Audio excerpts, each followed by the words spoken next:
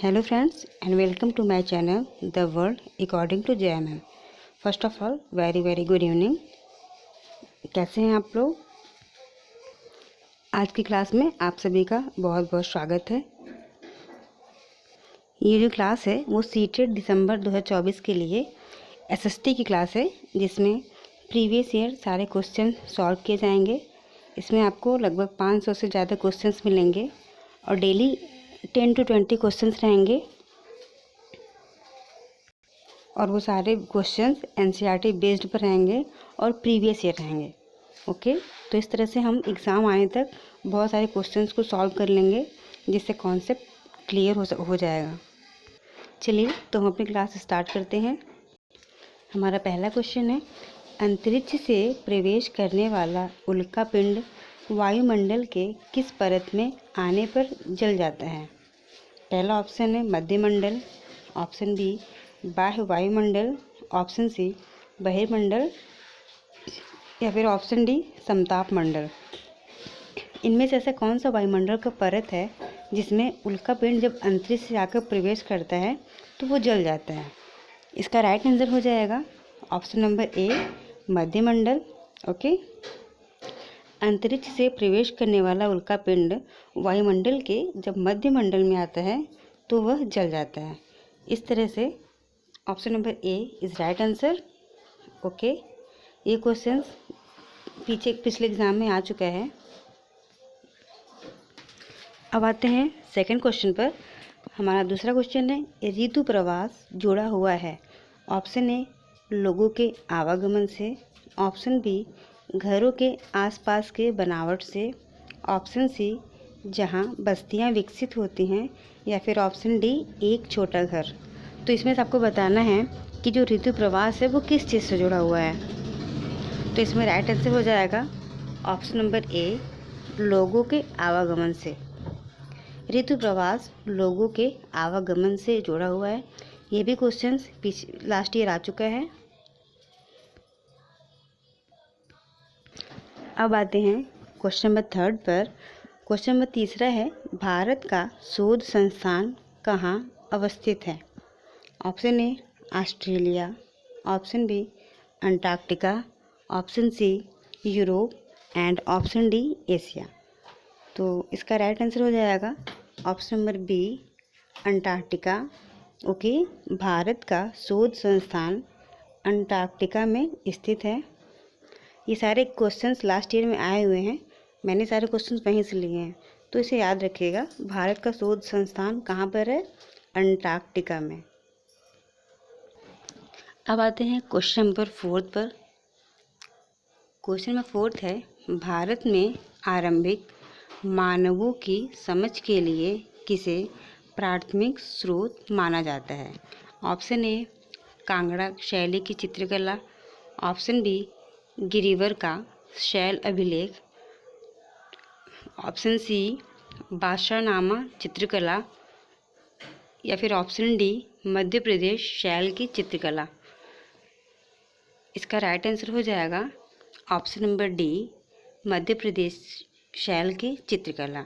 Okay, Bharat में आरंभिक मानव की समझ के लिए जो मध्य प्रदेश शैल की चित्रकला थी उसे प्राथमिक स्रोत माना जाता है। ओके, अब हमारा पांचवा सवाल है, ब्रिटिश काल से पहले बच्चों को पढ़ाया जाता था। तो ब्रिटिश काल से पहले बच्चों को कहाँ पर कब पढ़ाया जाता था? ऑप्शन ए सरकारी संस्थानों में, ऑप्शन बी निजी संस्थानों में, या फिर ऑप्शन सी साल भर फसल की कटाई के समय छोड़कर जब वो खेतों में काम करते हैं, या फिर ऑप्शन डी वार्षिक परीक्षा के माध्यम से मूल्यांकन के लिए। तो इसका राइट आंसर हो जाएगा ऑप्शन नंबर सी ब्रिटिश काल से पहले बच्चों को साल भर पढ़ाया जाता था, बस फसल की कटाई के समय को छोड़कर, क्योंकि वो उस समय खेतों में काम करते थे, इसीलिए फसल की कटाई का जो समय था उसे छोड़कर बाकी सारे टाइम बच्चे पढ़ाई करते थे। ओके, तो ऑप्शन सी राइट आंसर हो जाएगा। अब आते हैं क्वेश्चन नंबर 6 पर। हड़प्पा सभ्यता का पतन की गलत व्याख्या है। मीन्स हड़प्पा सभ्यता का जो पतन हुआ था इनमें से ऐसा इन 4 ऑप्शन में से ऐसा कौन सा ऑप्शन है जो उसकी गलत व्याख्या करता है? ऑप्शन ए, ऐसा लगता है शासकों का नियंत्रण समाप्त हो गया होगा। ठीक है, ये भी, चलिए देखते हैं। ऑप्शन बी है, जंगल का विनाश हो गया होगा। ये भी सही हो सकता है। ऑप्शन सी, सभ्यता के पूरे क्षेत्र में बाढ़ आ गया होगा। अब इस पे लास्ट में डिस्कस करते हैं। पहले ऑप्शन डी देखते हैं, संभवतः नदियाँ सूख गई होंगी। ये भी रीजन हो सकता है, लेकिन इसमें जो ऑप्शन सी है, सभ्यता के पूरे क्षेत्र में बाढ़ आ गया होगा, यही ऑप्शन गलत है। क्योंकि हड़प्पा सभ्यता में जितने भी नगर बसे हुए थे, ऐसा तो है नहीं कि सारे नगर नदियों के किनारे बसे हुए थे जो बाढ़ आने पर समाप्त हो जाएगा। इसीलिए ये जो ऑप्शन सी है वह इसकी गलत व्याख्या करता है। बाकी जो ऑप्शन ए है, ऑप्शन बी है, ऑप्शन सी है, ये हड़प्पा सभ्यता का पतन के बारे में सही व्याख्या किया है। ठीक है, लेकिन इस क्वेश्चन में मुझे बताना ये है कि गलत व्याख्या कौन करता है। तो इस तरह से हमारा ऑप्शन सी ही राइट आंसर हो जाएगा। Okay, option C is right answer. अब आता है क्वेश्चन नंबर 7। क्वेश्चन नंबर 7 कह रहा है, निम्नलिखित में से प्रतिनिधि लोकतंत्र की विशेषता नहीं है। ऑप्शन ए, मतदान द्वारा प्रतिनिधि का चुनाव। ऑप्शन बी, प्रतिनिधियों के हाथ में निर्णय निर्माण की प्रक्रिया। ऑप्शन सी, जनता के निर्णय निर्माण की प्रक्रिया में प्रत्यक्ष सहभागिता। और ऑप्शन डी, जनता को मतदान का अधिकार। तो इन 4 ऑप्शन में से ऐसा कौन सा ऑप्शन है जो प्रतिनिधि लोकतंत्र की विशेषता नहीं है? तो इस क्वेश्चन के according option number C is right answer. जनता के निर्णय निर्माण की प्रक्रिया में प्रत्यक्ष सहभागिता, ये इसका राइट आंसर हो जाएगा। अब आते हैं नेक्स्ट क्वेश्चन पर। अगला क्वेश्चन है, भारत के किस क्षेत्र को छोटा तिब्बत कहा गया है? यहाँ पर क्षेत्र होगा, sorry for this mistake. Bharat के किस क्षेत्र को छोटा तिब्बत कहा गया है? Option A, Ladakh. Option B, Arunachal Pradesh. Option C, Sikkim. And option D, Himachal Pradesh. तो इसमें से राइट आंसर हो जाएगा option number A, Ladakh. Ladakh को भारत का छोटा तिब्बत कहा गया है। ओके, तो राइट आंसर हो जाएगा लद्दाख। ये भी इम्पॉर्टेंट क्वेश्चन है।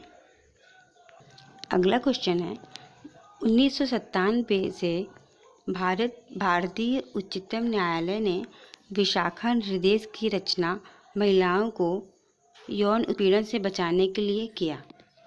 तो क्या किया? ऑप्शन ए, गाड़ियों में। ऑप्शन बी, सड़कों पर। ऑप्शन सी, कार्यस्थलों पर। ऑप्शन डी, वैवाहिक संबंधों में। तो इसमें से राइट आंसर हो जाएगा कार्यस्थलों पर। ओके, 1997 में जो हमारा ये माननीय सुप्रीम कोर्ट है, उन्होंने एक विशाखा निर्देश दिया जिसमें क्या रचनात्मक महिलाओं को यौन उत्पीड़न से बचाने के लिए किस जगह पर सुरक्षा किया। तो इस निर्देश में ये सारी चीज़ें बताई गई हैं। तो ये स्पेशली किस जगह के लिए? कार्यस्थलों पर। इसका राइट आंसर ऑप्शन सी हो जाएगा। ये भी क्वेश्चंस एग्जाम में आ चुका है। अब आते हैं अगले क्वेश्चन पर। क्वेश्चन नंबर 10 है, निम्नलिखित में से कौन राज्य के राज्यपाल की नियुक्ति करता है? तो इसका ऑप्शन हो जाएगा, ऑप्शन के अकॉर्डिंग ही हमें आंसर देना है। तो ऑप्शन ए है विधानसभा के सदस्य। ऑप्शन बी, संसद के सदस्य। ऑप्शन सी, केंद्र सरकार। या फिर ऑप्शन डी, अटॉर्नी जनरल। तो इनमें से ऐसा कौन सा ऑप्शन है जो क्वेश्चन नंबर इस क्वेश्चन के लिए सही होगा? इस क्वेश्चन के ऑप्शन के according option number C is right answer. केंद्र सरकार जो होता है वो राज्य के राज्यपाल की नियुक्ति करता है। इसका ऑप्शन सी सही हो जाएगा। नाउ क्वेश्चन नंबर नेक्स्ट, निम्नलिखित में से कौन ग्रामीण प्रशासनिक अधिकारी नहीं है? तो इनमें से बताना है, इनमें से कौन से ऐसे अधिकारी हैं जो ग्रामीण प्रशासनिक अधिकारी नहीं हैं। Option A, patwari. Option B, लेखपाल। ऑप्शन सी, भूमि रिकॉर्ड अधिकारी। ऑप्शन डी नगर निगम वार्ड काउंसलर। तो ये आप क्वेश्चन देखते ही समझ गए होंगे, इसका राइट आंसर जो हो जाएगा वो नगर निगम वार्ड काउंसलर है, क्योंकि यहाँ पे वर्ड से ही क्लियर हो जा रहा है। नगर निगम मीन्स ये शहरी अधिकारी हैं जो शहरों से रिलेट करते हैं। बाकी पटवारी, लेखपाल और भूमि रिकॉर्ड अधिकारी, ये जितने भी अधिकारी हैं सब ग्रामीण प्रशासनिक हैं। और जो नगर निगम वार्ड काउंसलर है वो क्या है, शहरी प्रशासनिक अधिकारी है। तो option number D is right answer. अगला क्वेश्चन है, वन अधिकार कानून 2006 अपने शीर्षक में कौन श्रेणी के अधिकारी को स्वीकारता है? ऑप्शन ए अनुसूचित जनजाति, ऑप्शन बी अनुसूचित जाति, ऑप्शन सी आर्थिक रूप से पिछड़ा वर्ग, ऑप्शन डी अति पिछड़ा वर्ग। तो इनमें से ऐसा कौन सा श्रेणी है जिसे वन अधिकार 2006 के तहत अपने अधिकारों को स्वीकारता है? मीन्स इस एक्ट में जो वन अधिकार कानून 2006 आया है, इस शीर्षक में कौन सी श्रेणी को अधिकार को एक्सेप्ट कर रहा है? तो इसके लिए इसका ऑप्शन हो जाएगा option number A is right answer. ये जो वन अधिकार कानून 2006 आया है ये अनुसूचित जनजाति के लिए आया है। Option number A is right answer. ये भी क्वेश्चन आ चुका है। अब आते हैं अगले क्वेश्चन पर। क्वेश्चन नंबर 13 है, भारत का वर्णन करने के लिए विविधता में एकता मुहावरे का निर्माण किसने किया था? Option A Jawaharlal Nehru, option B doctor Rajendra Prasad, option C Mohandas Karamchand Gandhi and option D Bhimrao Ambedkar. तो इनमें से ऐसे कौन हैं जिन्होंने भारत का वर्णन करने के लिए विविधता में एकता मुहावरे का निर्माण किया था? इसमें ऑप्शन नंबर ए जो है जवाहरलाल नेहरू, ये राइट आंसर हो जाएगा, क्योंकि जवाहरलाल नेहरू ने ही विविधता में एकता मुहावरे का निर्माण किया था। और उन्होंने इस मुहावरे का निर्माण क्यों किया था? भारत का वर्णन करने के लिए उन्होंने भारत के लिए बोला था कि भारत में क्या है, विविधता में एकता है। तो option number A is right answer. अब आते हैं नेक्स्ट क्वेश्चन पर। अगला क्वेश्चन है, लोकसभा में कितने सदस्य मनोनीत होते हैं? ऑप्शन ए 4 सदस्य, ऑप्शन बी 1 सदस्य, ऑप्शन सी 2 सदस्य, ऑप्शन डी 1 भी सदस्य नहीं। तो लोकसभा में जो मनोनीत सदस्य होते हैं उनकी संख्या 2 होती है। ओके, लोकसभा में 2 सदस्य मनोनीत किए जाते हैं। ओके, अब आते हैं नेक्स्ट क्वेश्चन पर। अगला क्वेश्चन है, 2006 में नेपाल में सरकार का रूप राजतंत्र से बदलकर क्या हो गया था? ऑप्शन ए लोकतंत्र, ऑप्शन बी एकतंत्र, ऑप्शन सी तानाशाही एंड ऑप्शन डी इज अल्पतंत्र। तो इसमें से राइट आंसर हो जाएगा ऑप्शन नंबर ए लोकतंत्र।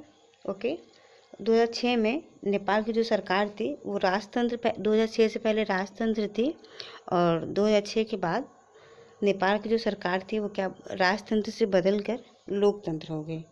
ओके, तो इसका राइट आंसर ऑप्शन ए हो जाएगा। अभी तक जितने भी क्वेश्चंस बताए गए हैं क्वेश्चन नंबर 1 से 15 तक, ये सारे क्वेश्चंस प्रीवियस एग्ज़ाम के हैं और सारे क्वेश्चन एग्ज़ाम में आ चुके हैं। ओके, तो इसे याद रखिएगा। अब चलिए थोड़ा फैक्ट्स पढ़ते हैं। ये जो फैक्ट है ये भी क्वेश्चन में आया है, लेकिन मैंने इसे क्वेश्चन वाइज ना बनाकर पॉइंट वाइज बना दिया है। ठीक है, जैसे स्थायी पवनें, ये क्या होती हैं? ये पवनें वर्ष भर लगातार निश्चित दिशा में चलती रहती हैं और पश्चिमी एवं पूर्वी पवनें स्थायी पवन के उदाहरण हैं। ठीक है, ये भी एग्ज़ाम में आया था, ये कथन और निष्कर्ष के पॉइंट में आया था, तो इसको हम ऐसे पॉइंट वाइज बता दिए हैं कि स्थानीय पवनें क्या होती हैं। ये पवनें वर्ष भर लगातार निश्चित दिशा में चलती रहती हैं और पश्चिमी एवं पूर्वी जो पवनें होती हैं वह स्थायी पवनें के उदाहरण हैं। अब आते हैं नेक्स्ट पर। नेक्स्ट है खनिज के बारे में, ये भी एग्ज़ाम में आया था। पॉइंट वाइज करके, और आपको बताना था कि इनमें से कौन सा सही है ऑप्शन, कौन सा गलत है। ठीक है, तो मैंने सारे सही ऑप्शन ही लिए हैं। जैसे खनिज है, सभी खनिज धात्विक होते हैं। ओके, ये प्राकृतिक रूप से प्राप्त होने वाले पदार्थ हैं। जो खनिज होता है वो तो प्राकृतिक ही होता है, ये तो पता ही है। नेक्स्ट ऑप्शन, इनका एक निश्चित रासायनिक संगठन होता है और ये विभिन्न प्रकार के भूवैज्ञानिक परिवेश में निर्मित होते हैं। ठीक है, तो ये भी इम्पॉर्टेंट है। अब बात करते हैं प्राकृतिक गैस की। तो प्राकृतिक गैस एक परंपरागत ऊर्जा का स्रोत है। यह ऊर्जा स्रोत तब निर्मुक्त होती है जब अपरिष्कृत तेल को धरातल पर लाया जाता है। ठीक है, इसमें कैसे क्वेश्चन बनाया था कि उसमें ऑप्शन ए में दिया था यह एक परंपरागत ऊर्जा का स्रोत है, और ऑप्शन बी में दिया था यह ऊर्जा स्रोत तब निर्मुक्त होती है जब अपरिष्कृत तेल को धरातल पर लाया जाता है। और आपसे पूछा था कि यह किसके बारे में बात करता है, प्राकृतिक गैस के बारे में या फिर बायोगैस के बारे में, कोयला के बारे में। इस तरह से ऑप्शन दिया था। ठीक है, तो इसका ऑप्शन हो जाएगा क्या, प्राकृतिक गैस के बारे में। ओके, अब लास्ट है प्रायद्वीपीय पठार। यह उत्तरी मैदान के दक्षिण में स्थित है। क्या, प्रायद्वीपीय पठार यह कहाँ स्थित है, उत्तरी मैदानों के दक्षिण में स्थित है, और इसके उत्तर पश्चिम में अरावली श्रृंखला है। यहाँ कोयला एवं लौह अयस्क जैसे खनिजों की प्रचुरता होती है। ठीक है, ये भी क्वेश्चन आ चुका है पॉइंट वाइज करके।